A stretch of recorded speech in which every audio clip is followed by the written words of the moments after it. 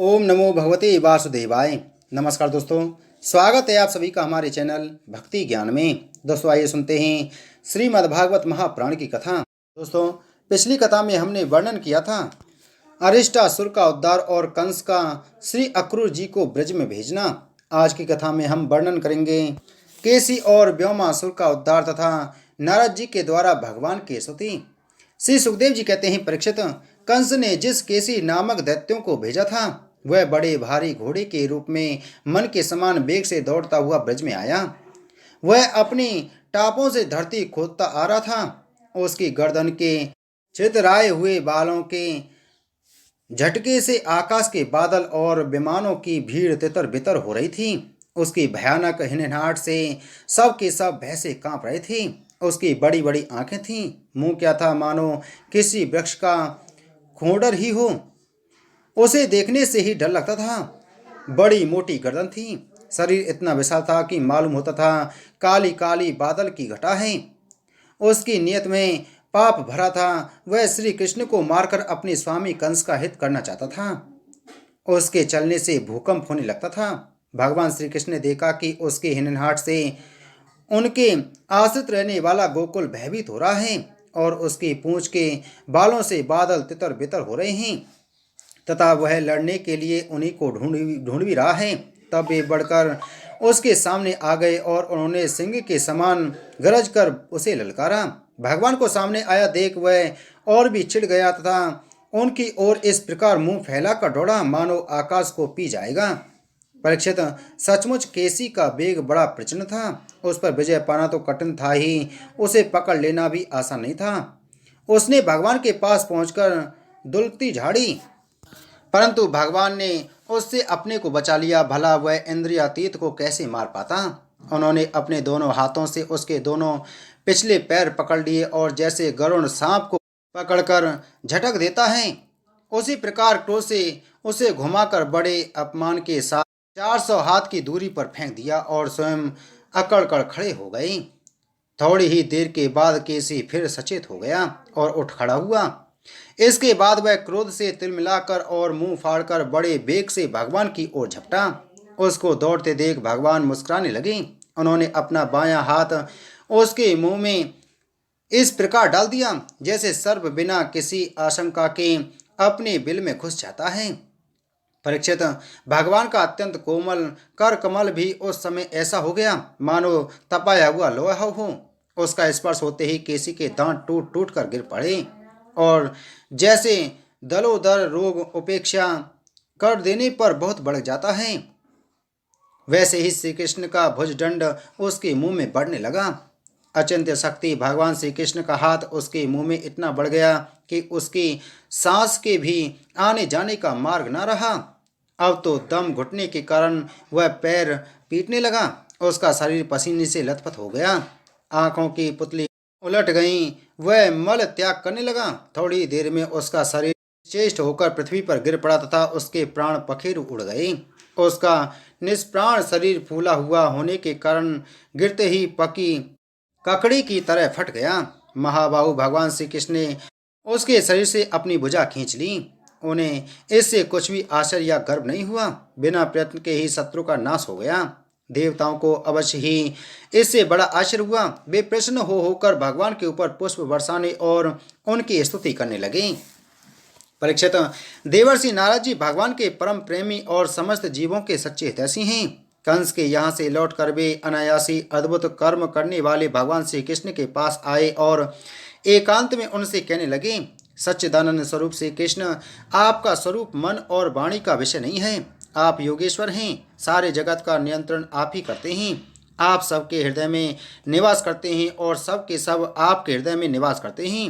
आप भक्तों के एकमात्र वांछनीय यदुवंश शिरोमणि और हमारे स्वामी हैं। जैसे एक ही अग्नि सभी लकड़ियों में व्याप्त रहती है वैसे एक ही आप समस्त प्राणियों की आत्मा हैं। आत्मा के रूप में होने पर भी आप अपने को छिपाए रखते हैं क्योंकि आप पंचकोश रूप गुफाओं के भीतर रहते हैं। फिर भी पुरुषोत्तम के रूप में, सबके नियंता के रूप में और सबके साक्षी के रूप में आपका अनुभव होता ही है। प्रभु, आप सबके अधिष्ठान और स्वयं अधिष्ठान रहते हैं। आपने सृष्टि के प्रारंभ में अपनी माया से ही गुणों की सृष्टि की और उन गुणों को ही स्वीकार करके आप जगत की उत्पत्ति, स्थिति और प्रलय करते रहते हैं। यह सब करने के लिए आपको अपने से अतिरिक्त और किसी भी वस्तु की आवश्यकता नहीं है, क्योंकि आप सर्वशक्तिमान और सत्य संकल्प हैं। वही आप दैत्य, प्रमथ और राक्षसों का, जिन्होंने आजकल राजाओं का भेष धारण कर रखा है, विनाश करने के लिए तथा धर्म की मर्यादाओं की रक्षा करने के लिए यदुवंश में अवतीर्ण हुए हैं। यह बड़े आनंद की बात है कि आपने खेल ही खेल में घोड़े के रूप में रहने वाले इस केसी दैत्य को मार डाला। इसकी हिनहिनाहट से डरकर देवता लोग अपना स्वर्ग छोड़कर भाग जाया करते थे। प्रभु, आप परसों में आपके हाथों चांडूर, मुष्टिक, दूसरे पहलवान, कुबलिया पेड़, हाथी और स्वयं कंस को भी मरते देखूंगा। इसके बाद शंकासुर, कालियवन, मुर और नरकासुर का वध देखूंगा। आप स्वर्ग से कल्पवृक्ष उखाड़ लाएंगे और इंद्र के भी चपड़ करने पर उनको उसका मजा चखाएंगे।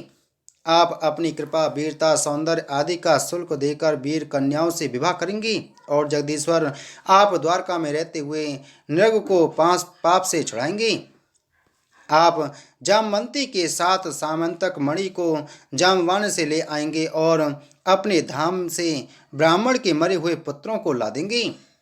इसके पश्चात आप पौंड्रक, मिथ्या वासुदेव का वध करेंगे, काशीपुरी को जला देंगे। युधिष्ठिर के राजसूय यज्ञ में चेदीराज शिशुपाल को और वहां से लौटते समय उसके मौसेरे भाई दंतवक्त्र को नष्ट करेंगे। प्रभु, द्वारका में निवास करते समय आप और भी बहुत से पराक्रम प्रकट करेंगे, जिन्हें पृथ्वी के बड़े बड़े ज्ञानी और प्रतिभाशील पुरुष आगे चलकर गाएंगे। मैं वह सब देखूंगा। इसके बाद आप पृथ्वी का भार उतारने के लिए काल रूप से अर्जुन के सारथी बनेंगे और अनेक अक्षौहिणी सेना का संहार करेंगे। यह सब मैं अपनी आंखों से देखूंगा। प्रभु, आप विशुद्ध विज्ञान गण हैं। आपके स्वरूप में और किसी का अस्तित्व है ही नहीं। आप नित्य निरंतर अपने परमानंद स्वरूप में स्थित रहते हैं, इसलिए सारे पदार्थ आपको नित्य प्राप्ति हैं। आपका संकल्प अमोघ है। आपकी चिन्मयी शक्ति के सामने माया और माया से होने वाला यह त्रिगुणमय संसार चक्र नित्य निवृत्त है, कभी हुआ ही नहीं। ऐसे आप अखंड एक रस सच्चिदानंद स्वरूप नृत्य से ऐश्वर्य संपन्न भगवान की मैं शरण ग्रहण करता हूँ। आप सबके अंतर्यामी और नियंता हैं, अपने आप में स्थित परम स्वतंत्र हैं। जगत और सबके अशेष विशेषों, भाव अभाव रूप सारे विभेदों की कल्पना केवल आपकी माया से ही हुई है। इस समय आपने अपनी लीला प्रकट करने के लिए मनुष्य का सा शिव विग्रह प्रकट किया है और आप यदु, वृष्णि तथा सात्वत वृष्णियों के शिरोमणि बने हैं। प्रभु, मैं आपको नमस्कार करता हूँ।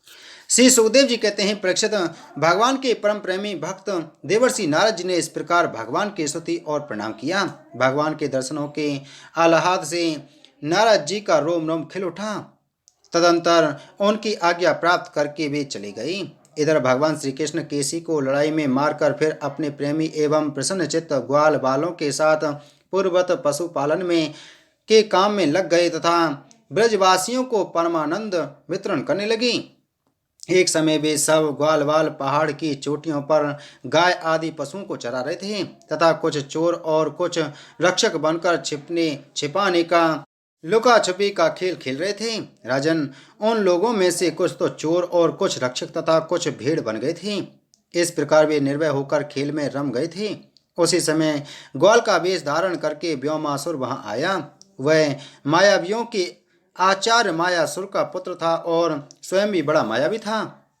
वह खेल में बहुआ चोर ही बनता और भेड़ बने हुए बहुत से बालकों को चुराकर छिपा आता।